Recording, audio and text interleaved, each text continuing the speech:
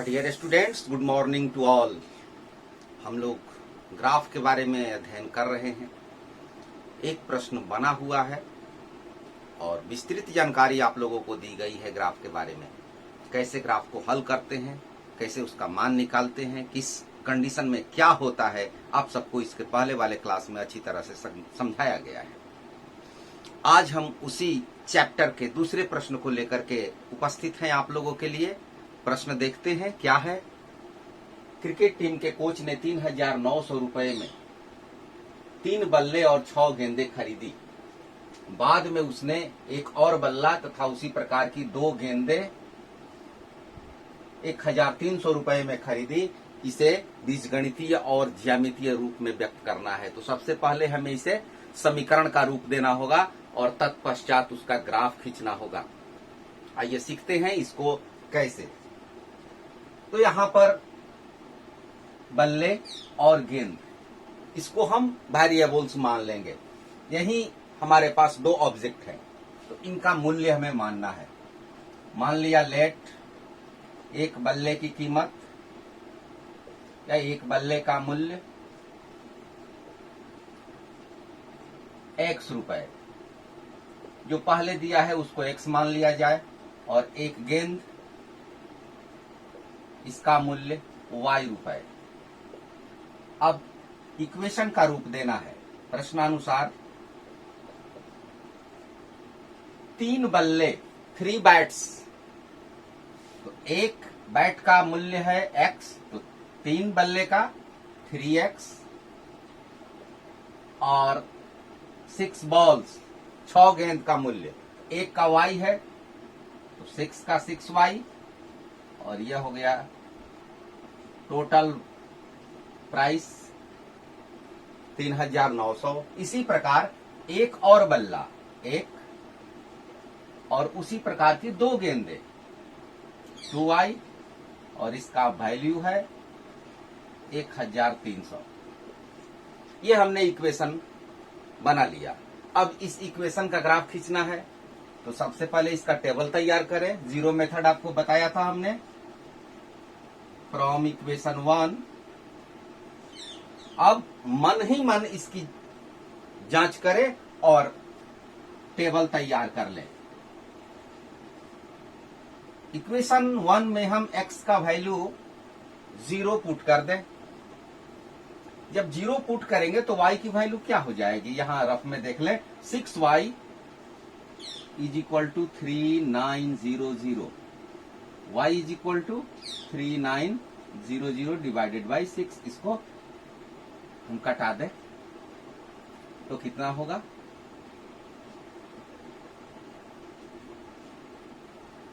650।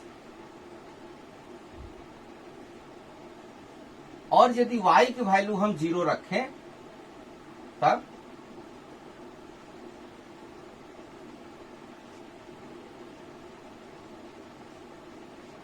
x की value क्या हो जाएगी, 3x इज इक्वल टू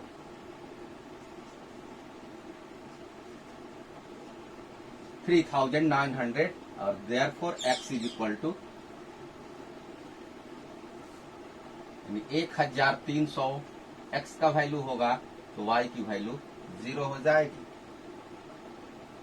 अब ये इक्वेशन 1 से मिला। इक्वेशन 2 से भी हम टेबल तैयार कर लें।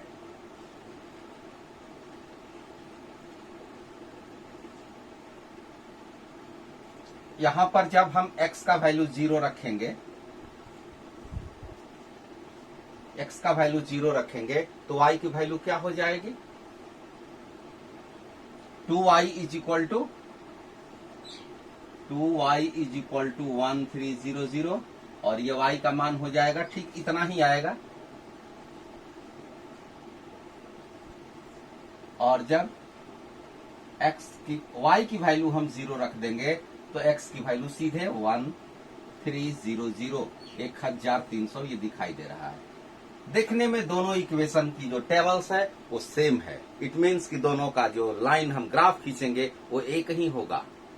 साथ ही साथ यहां भी हम यदि मिला लें a1 by a2, b1 by b2, c1 by c2, यदि इसकी हम टेस्ट कर लें तो देखिए यहाँ पर 3 टाइम्स हो रहा है, 3 गुना हो रहा है, ये 3 गुना हो रहा है, ये 3 गुना हो रहा है। तो हमारा जो फॉर्मूला है वाई रेशियो वो यहाँ पर लागू होता है और वाई रेशियो की सहायता से हमें ये पता चलता है कि यह संगत समीकरण है। साथ ही साथ इसका जो ग्राफ होगा वो संपाती होगा, एक ही होगा, आश्रित होगा। और हल क्या होंगे? तो अनंत हल होंगे। अब इसका हम इसी टेबल की सहायता से हमें इसका ग्राफ खींचना है। आइए अब ग्राफ खींचते हैं। ग्राफ खींचने के लिए हमें एक ग्राफ का पेज लेना है और ग्राफ के पेज पर अपने एक्सिस को सेलेक्ट करना है। एक्सिस ले लेने के बाद एक स्केल लेना है अपनी सुविधा के अनुसार। यहां हमने लिया है 100 का difference 1 cm is equal to 1 cm is equal to 100 units. 1 centimetre को हमने 100 लिया है। ज्यादातर निगेटिव नहीं लिया है क्योंकि यह मूल्य निकालना है और किसी चीज का मूल्य जो होता है वो निगेटिव नहीं होता है, इसलिए हमने निगेटिव पार्ट्स को थोड़ा कम सेलेक्ट किया है। आप अपनी सुविधा के अनुसार अपनी कॉपी के पेज के जितना उसका क्षेत्रफल है उसके सुविधा के अनुसार आप ले सकते हैं। ज्यादातर पार्ट आपको फर्स्ट क्वाड्रेंट में लेना है क्योंकि यहाँ पर दोनों वैल्यू जो होते हैं वो पॉजिटिव होते हैं और हमें ज्यादातर पॉजिटिव मान की ही जरूरत होगी। तो अब देखा जाए, क्योंकि दोनों समीकरण का जो टेबल है एक ही है, हमने यहाँ पर टेबल लिख दिया है। x की वैल्यू जब 0 लेंगे तो y की वैल्यू 650 होने वाली है। तो यहाँ पर x की वैल्यू 0 है, y की वैल्यू 650 चाहिए। 600 800 के बीच में ये हुआ 700 और 600 700 के बीच में हो जाएगा 650, 0 650। उसके बाद x की वैल्यू जब हम 1300 लेंगे तो देखिए 12 और 14 इन दोनों के बीच में 13, तो ये 1300 जब x की वैल्यू होगी तो y की वैल्यू 0 हो जाएगी। बस इसी को मिला करके हमें लाइन खींच देना है।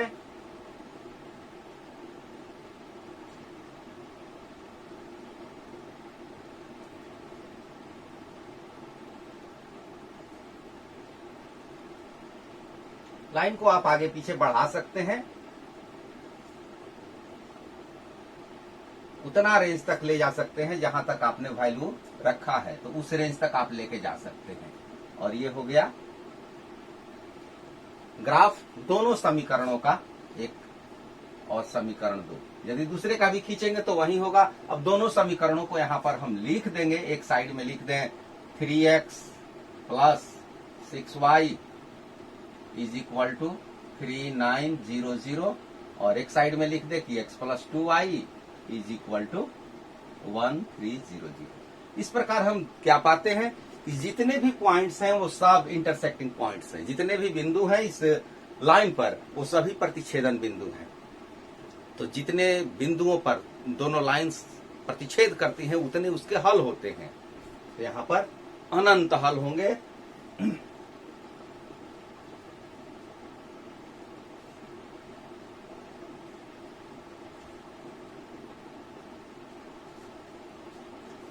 साथ ही साथ ये ग्राफ कैसा है? तो ग्राफ आश्रित है, संश्रित भी इसका नाम है। समीकरण संगत है क्योंकि इसके हल मिल रहे हैं। जहां पर सॉल्यूशन मिलता है उसको कंसिस्टेंट संगत हल कहा जाता है। तो इस तरह से ये आपका क्वेश्चन नंबर 2 कंप्लीट हुआ। क्वेश्चन नंबर 3 को देखते हैं। तीसरा प्रश्न है कि किसी दिन 2 केजी सेव और 1 केजी अंगूर का जो मूल्य है वो पाया गया कि 160 रुपए है और कुछ दिनों के बाद, 1 महीने के बाद 4 केजी सेव और 2 केजी अंगूर का मूल्य 300 रुपए पाया गया। अब इसको सबसे पहले तो अलजेब्राइक रूप में व्यक्त करना है, बीजगणितीय रूप में, और उसके बाद ज्यामितीय रूप में इसका ग्राफ खींचना है। क्योंकि यहाँ पर 2 आइटम दिए हुए हैं, सेव और अंगूर, इसलिए 2 चर हमें लेने होंगे। एक सेब के लिए, एक अंगूर के लिए इनका प्राइस लेना होगा। एक को x मानेंगे, जो पहले दिया है उसको x मान लेंगे, जो बाद में दिया है उसको y मान लेंगे। और चूंकि ये आइटम का जो वैल्यू है वो चेंज होता रहता है, तो मान लिया कि 1 केजी सेब का मूल्य x रुपए,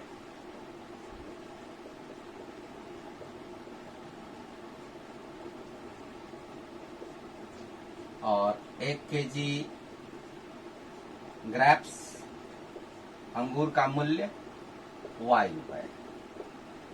अब इसको बीजगणितीय रूप में व्यक्त करना है, समीकरण बनाना है। तो यहां देखें 2 केजी सेव, 1 केजी का मूल्य x है तो 2 केजी का 2x होगा। फिर 1 केजी अंगूर का मूल्य 160 रुपए, सिर्फ 1 केजी का मूल्य हमें y लेना है। 1 केजी अंगूर और 2 केजी दोनों का जो कंबाइंड वैल्यू है वो 160 है। 2 केजी तो 2x और 1 केजी तो सिर्फ ओनली y। अब दूसरे समीकरण में आते हैं। आफ्टर 1 मंथ 4 केजी एप्पल्स तो 4x plus 2 KG grapes 2y। अब वैल्यू क्या हो गया 300। यह हमारा बीजगणितीय रूप में व्यक्त हो गया। अब इसको ग्राफीय रूप में व्यक्त करना है तो इसके लिए हमें टेबल तैयार करना होगा, सारणी बनानी होगी। हम वहीं शून्यम अन्यत का प्रयोग करेंगे, सारणी तैयार कर लेंगे। फ्रॉम इक्वेशन 1 समीकरण 1 से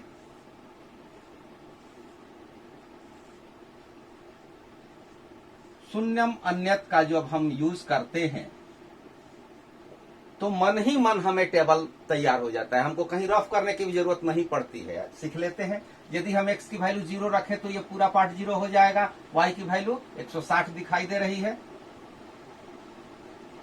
एक बार फिर से देख ले, x का वैल्यू जब 0 हम रखेंगे तो ये छुप जाएगा, बंद हो जाएगा, अर्थात हट जाएगा। तो y की वैल्यू 160। और जब y की वैल्यू 0 रखते हैं तो y को हम बंद कर देंगे तो क्या होगा 2x इज इक्वल टू 160। तो 2x का मान 160 है तो सिंगल x 80 हो जाएगा। इसी तरह से इससे इक्वेशन में आते हैं। फ्रॉम इक्वेशन 2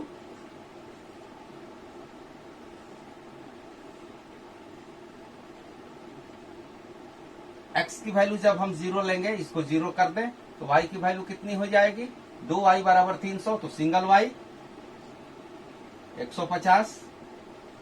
और जब y की वैल्यू हम 0 लेंगे तो 4x इज इक्वल टू 300। तो एक 4 से भाग देंगे, यहां पर ये होगा 75।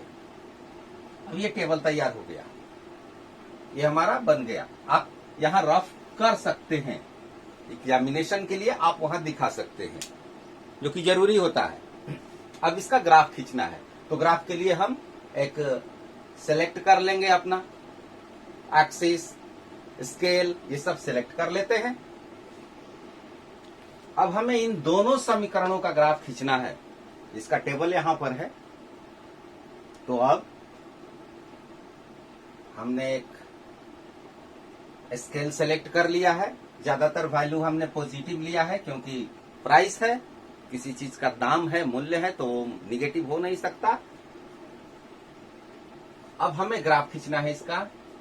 x का वैल्यू जब 0 तो y का वैल्यू 160, ये पॉइंट हुआ 0 160।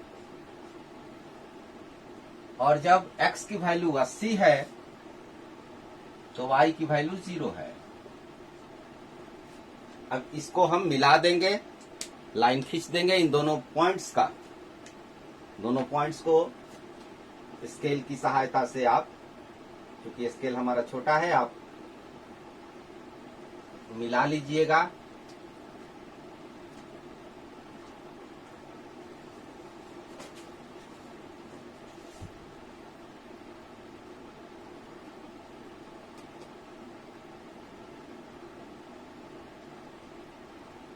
ये हुआ इक्वेशन नंबर 1। अब दूसरे का जब हम खींचे तो x का वैल्यू 0 लेंगे तो y का 150 है। देखिए उससे थोड़ा सा नीचे ये 150 और ये हमें लेना है 75। तो ये 60 और 80 के मध्य में 70 होगा, तो इस दोनों के मध्य में होगा 75। अब इन दोनों को मिलाते हुए हमें लाइन खींचना है। क्योंकि आप खींचेंगे, आप देखेंगे आपके स्केल में ग्राफ में जो होता है इक्वल डिस्टेंस पर लिया रहता है, यहाँ तो इक्वल डिस्टेंस हो नहीं पाएगा। तो आप पाएंगे कि आपका जो ये ग्राफ होगा, लाइन होगा, वो एकदम पैरेलल आएगा।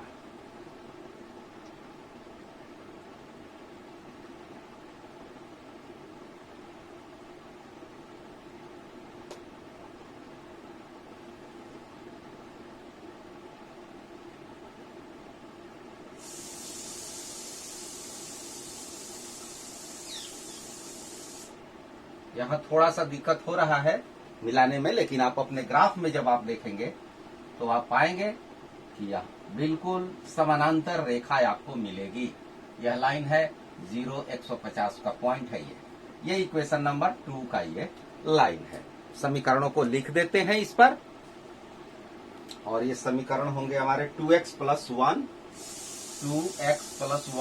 y इज इक्वल टू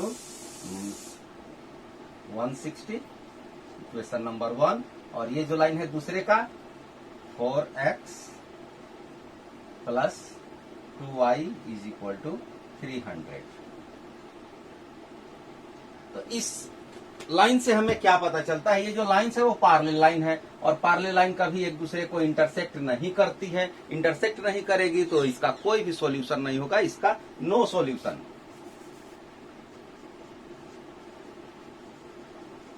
इसका कोई हल नहीं होगा, क्योंकि ये लाइन पैरेलल है, समानांतर रेखाएं हैं, जिसे विरोधी भी कहते हैं। विरोधी समीकरण युग्म है, और चूंकि हल नहीं हुआ तो यह असंगत भी हुआ। असंगत, ये जो समीकरण युग्म है वो असंगत, इनकंसिस्टेंट। तो इस तरह से एक्सरसाइज 3.1 के जितने भी ग्राफ से संबंधित क्वेश्चन थे वो क्लियर हो गए। अगले चैप्टर में भी आपको कुछ ग्राफ खींचने होंगे, इससे पहले आप इनको तैयार कर लें। आपसे रिक्वेस्ट है अच्छी तरह से इसको देखें, समझें, क्योंकि एग्जामिनेशन में ग्राफ एक अनिवार्य रूप से पूछा जाता है, जिसमें 5 अंक आपको निश्चित रूप से प्राप्त हो जाते हैं। ये जो आप अध्ययन कर रहे हैं, यदि अच्छा लगे तो लाइक जरूर कीजिए, अपने विचारों को जरूर व्यक्त कीजिए। यदि कहीं कोई त्रुटि नजर आती है तो उसका भी जिक्र करना होता है, क्योंकि स्वयं से अपनी त्रुटि को ढूंढ लेना बड़ा ही कठिन होता है, और दूसरे की नजर में वो सबसे पहले दिखाई देती है। तो आप अपने विचारों को, जो भी इसमें गलतियां आपको नजर आ रही हों, उसका जिक्र करें, ताकि हम आने वाले क्लासेस में, आने वाले वीडियोस में उसका सुधार कर लें। यदि खूबियां नजर आती हो तो शेयर जरूर कर दें अपने साथ, अपने साथियों, मित्रों, इन सब का भी भला आप करें। Thank you, all the best, best of luck.